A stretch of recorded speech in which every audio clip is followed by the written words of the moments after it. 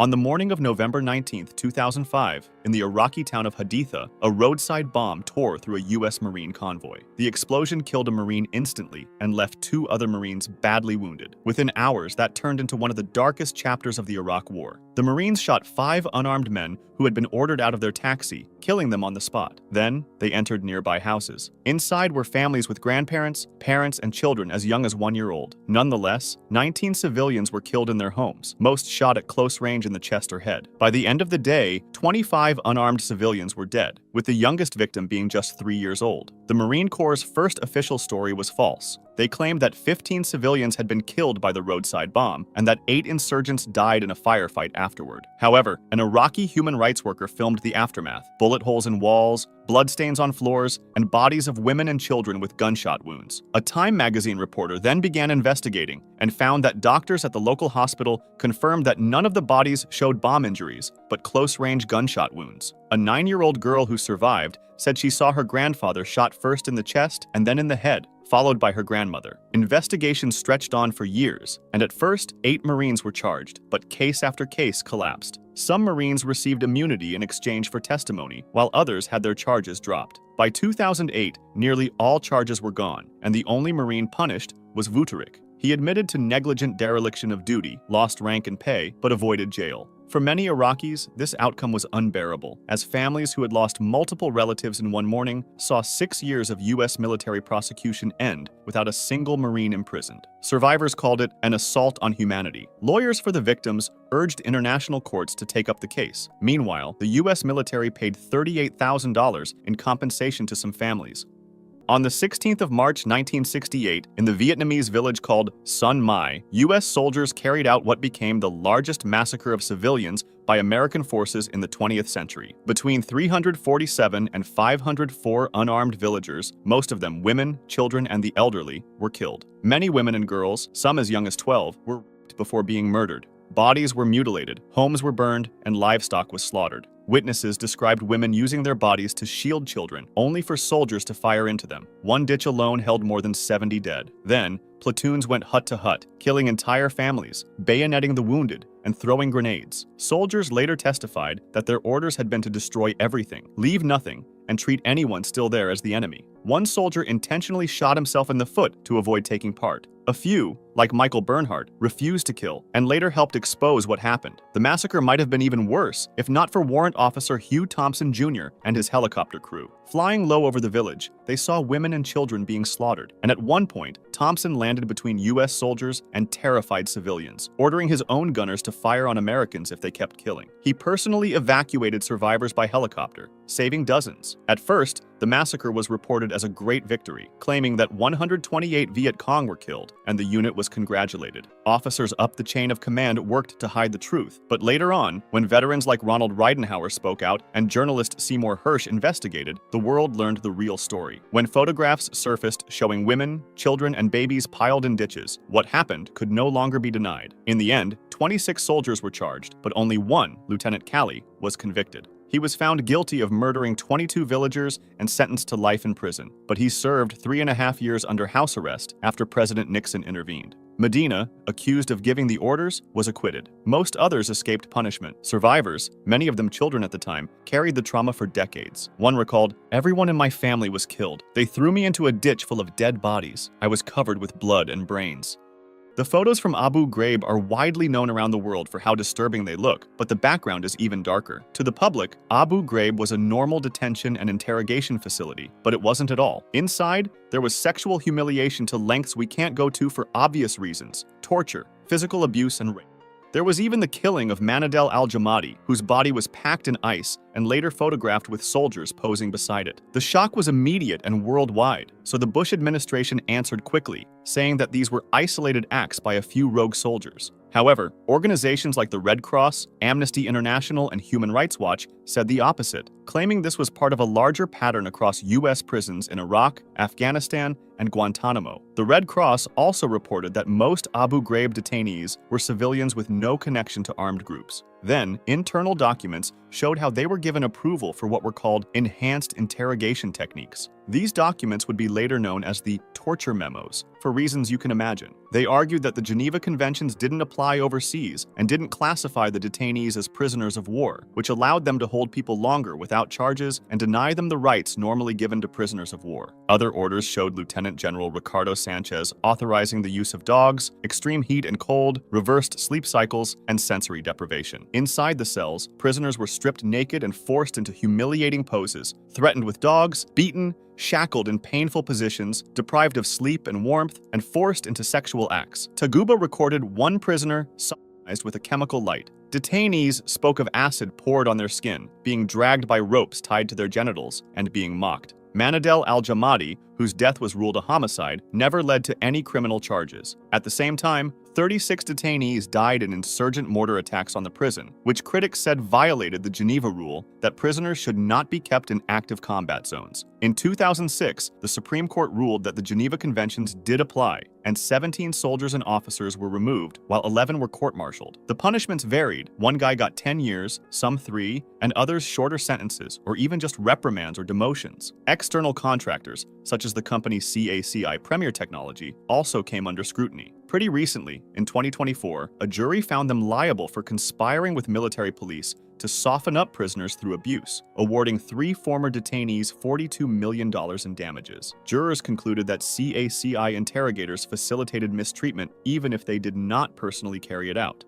During the Philippine-American War, concentration camps were used in Batangas, and one American officer described them as some suburb of hell. You'll soon understand why. Back then, General James Franklin Bell took command of U.S. forces in that area, and his goal was to starve the rebels and cut them off from any support. However, since there were many civilians there, they decided to put them into heavily guarded camps, as their homes, fields, and animals were destroyed. All civilians were required to carry identification papers, and anyone found outside the camps without them could be shot on the spot. Bell himself said neutrality should not be tolerated, which meant that everyone was either an enemy or a friend, and anyone accused of helping the rebels risked execution. Conditions inside the camps were catastrophic. People were packed together in crowded spaces with poor sanitation, which made diseases spread quickly. Cholera, smallpox, beriberi, and even bubonic plague killed thousands. Food was also scarce, and some soldiers described groups of men being forced to dig their own graves before being executed, with the excuse that keeping them alive would take food away from U.S. troops. Torture was also performed, such as waterboarding. The death toll was incredible. Between January and April 1902, 8,350 people died in the camps. In some camps, as many as 1 out of every 5 prisoners died. To calm public anger in the United States, the Army's top public relations officer tried to defend the camps. He claimed they were meant to protect friendly natives, feed them, and teach them better hygiene. However, this claim collapsed when reports from inside the camp surfaced, with letters from soldiers and witnesses.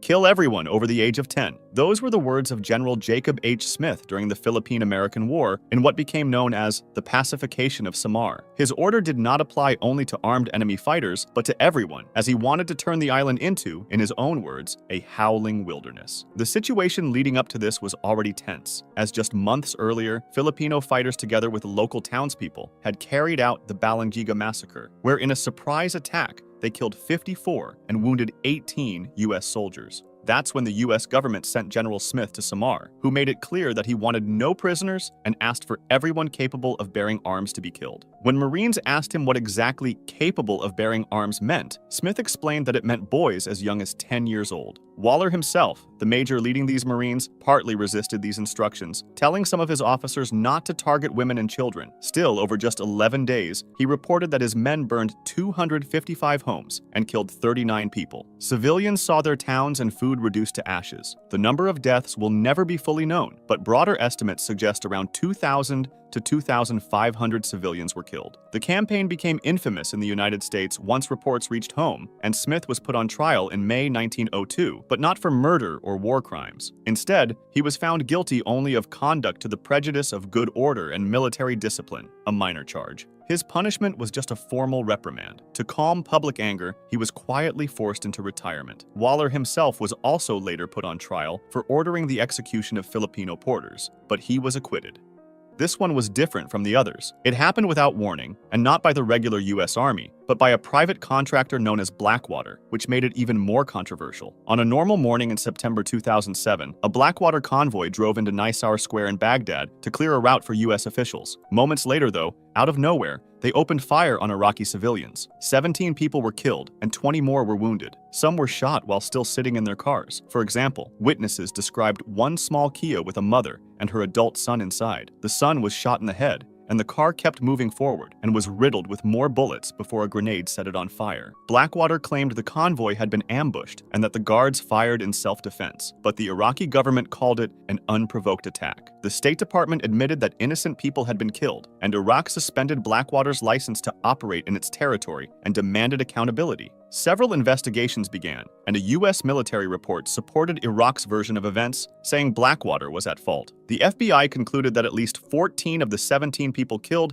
had been shot without justification. Some Blackwater guards themselves told investigators that the shooting was wrong. One guard even kept firing after others shouted for him to stop, until another contractor aimed his weapon at him to force him to stand down. The massacre raised questions about the role of private military contractors, and Iraq demanded punishment for Blackwater and pressed for compensation. In the US, the House passed a bill to bring contractors under US criminal law in war zones, though the Senate did not vote on it. Then, the State Department told Blackwater its security contract would not be renewed, and years later, the case reached US courts. In 2014, 4 Blackwater guards were convicted in federal court. One of them was sentenced to life in prison, while the others received 30 years each under firearms laws. There were some appeals, but in the end, the man originally sentenced to life was once again given life in prison, while the other 3 had their sentences reduced to about half of what they were before. Later on, however, there was a final twist. In December 2020, President Donald Trump pardoned all 4 men. The decision triggered outrage in Iraq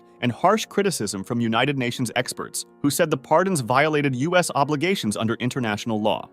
On November 29, 1864, troops under Colonel John Chivington rode toward a Native American camp of the Cheyenne and Arapaho people. Chief Black Kettle had moved his people there after being told it was safe, and he raised a US flag with a white flag underneath it to show peace. Many of the warriors were away, and most of the people in camp were too old or too young to fight. Despite this, Chivington's soldiers attacked. Witnesses later described women and children being shot at close range, people cut apart with knives, babies killed, and bodies mutilated for trophies. One account told of a child wandering in the sand, while soldiers took turns trying to shoot him. Another described fingers and ears cut off for jewelry, and the body of Chief White Antelope butchered. By the time the killing ended, most of the dead were women and children. Chivington claimed that 500 to 600 warriors were killed, boasting about the number, but other sources said the real number was closer to 150, with about 2/3 women and children. The soldiers suffered far fewer losses. Before leaving, they looted the lodges and returned to kill some of the wounded. The reason why this massacre happened in the first place is even sadder. In the 1851 Fort Laramie Treaty, the US recognized a large Cheyenne and Arapaho homeland. But after the Colorado Gold Rush and new migration, they asked the natives for more land than was agreed, and a small group of chiefs signed the Fort Wise Treaty, ceding most of the land to appease the US. Many Cheyenne, though, rejected it as invalid, and tensions rose. The governor told friendly Indians to gather near forts in order to stay safe, and Colonel Chivington himself, while he declared openly that he had come to kill Indians, told those seeking peace to come under military protection at Fort Lyon. That's exactly what Black Kettle did, following his instructions, but his people were pushed out. He still believed the US and white flags would protect them, but the massacre happened. In Colorado and Washington, the story was first reported as a victory, but the truth quickly surfaced. 3 investigations followed, including a congressional inquiry that called it a foul and dastardly massacre. Officers and scouts testified about the killings and mutilations. Captain Soule, who had refused to fire, gave evidence and was murdered shortly after in Denver. Despite the findings, no one was court-martialed. Chivington had already resigned, and while his career ended in disgrace, he avoided legal punishment. A later treaty at the Little Arkansas promised survivors land access and reparations, but those promises were soon broken and replaced with much smaller reservations.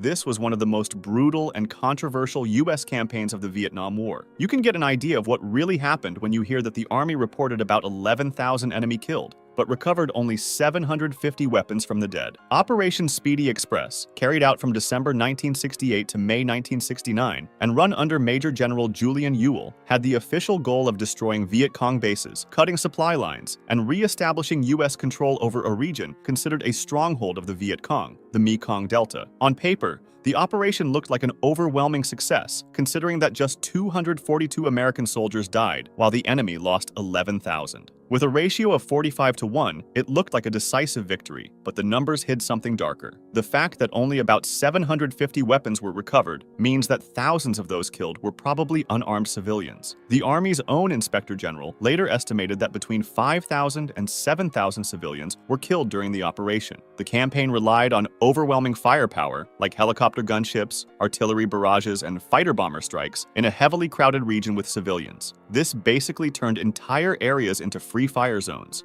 David Hackworth, a highly decorated battalion commander, admitted openly, "A lot of innocent Vietnamese civilians got slaughtered because of the Yule Hunt drive to have the highest body count in the land." Survivors and witnesses described whole villages wiped out, with civilians getting shot from the air as they tried to run. A Viet Cong commander later explained, "Most of the people killed were civilians, because civilians would run. We soldiers held our positions." Reports of atrocities began to surface in 1969, but they were overshadowed by the My Lai Massacre, which we've just talked about. In 1972, Newsweek published an investigation by Kevin Buckley and Alexander Shimkin called Pacification's Deadly Price. They had interviewed villagers and studied hospital records. In one provincial hospital, they found that 3/4 of the civilian wounds treated came from U.S. firepower, not Viet Cong attacks. Their conclusion was that thousands of civilians had been killed during Speedy Express. In the summer of 1950, during the Korean War, one of its darkest tragedies took place at a railway bridge near the village of No Gun Ri. U.S. commanders were afraid that North Korean soldiers were disguising themselves as civilians, so they ordered refugee movements to be blocked. Declassified documents later showed that some commands actually went even further, authorizing troops to fire on groups of civilians who approached. Then, disaster struck. As waves of refugees fled south from the advancing North Korean army, they reached U.S. lines. There, they were stopped, searched, and grouped near the railway tracks by No Gun Ri. American planes then shot at them. Survivors say ground troops soon opened fire too, driving them into the culverts and pinning them down in the bridge underpasses. Hundreds of South Korean refugees, mostly women, children, and the elderly, were caught under fire, and for 3 days, families screamed as they piled bodies on top of one another for cover, drank from a stream turned red with blood, and watched children die beside them. The death toll has long been debated, with survivors speaking of about 400 people killed, and U.S. veterans giving numbers ranging from dozens to several hundred. A South Korean government inquiry was able to confirm 163 people dead or missing by name, along with 55 wounded, and concluded that the real toll was likely much higher, around 250 to 300. Nearly half of the confirmed victims were children. For decades, the story was silenced, as survivors lived in fear under South Korea's authoritarian governments. It was not until 1999 that the Associated Press exposed the story worldwide, interviewing survivors and U.S. veterans. The reporting won a Pulitzer Prize and forced both the U.S. and South Korean governments to investigate. The U.S. Army's 2001 report admitted that civilians had been killed by American air and ground fire, but claimed there had been no orders to deliberately massacre them. It described the killings as a tragic accident of war. President Bill Clinton expressed deep regret and admitted things happened which were wrong. Instead of compensation, the U.S. funded a memorial and scholarships, which survivors rejected. South Korean investigators, however, concluded that there had almost certainly been orders to fire, pointing to missing records, consistent testimony, and orders from the time to treat refugees as enemy agents. Later, more declassified documents strengthened the case. One was a letter dated July 26, 1950, from the U.S. ambassador in Seoul, reporting that the U.S. military had adopted a policy of shooting refugee groups approaching its lines. This and other incriminating records had been deliberately left out of the Army's official report. No Gun Ri also set off wider investigations in South Korea, uncovering more than 200 other cases of alleged U.S. killings of civilians in the early years of the war, including refugee bombings and mass executions. Before sunrise at Wounded Knee Creek, cavalry surrounded the Native American band of Lakota and began collecting their guns. Tension grew as soldiers searched the people, and a deaf Lakota man named Black Coyote held onto his rifle, and during a struggle, it went off. In that instant, soldiers opened fire on the entire camp, even though most Lakota men had already been disarmed. The Army's Hotchkiss guns fired into the tents where women and children were hiding. In less than an hour, more than 250 Lakota were killed or fatally wounded. 25 U.S. soldiers were also killed. Survivors tried to flee, but they were chased and shot, and some soldiers finished off the wounded where they lay. A blizzard followed the massacre, and 3 days later, civilians gathered the frozen bodies and placed them in a mass grave. 4 infants were found alive, still wrapped in their mother's shawls. The army removed Colonel Forsyth, who had led the operation, but later reinstated him. An inquiry criticized his tactics, but did not blame him. 19 medals of honor were then awarded for Wounded Knee. Native leaders and many others have condemned those awards for decades, but most recently, in 2025, the Defense Secretary announced the medals would not be revoked. If you liked this video, hit the like button and subscribe for more stories like this. And if you're not done yet, check out these 2 videos next.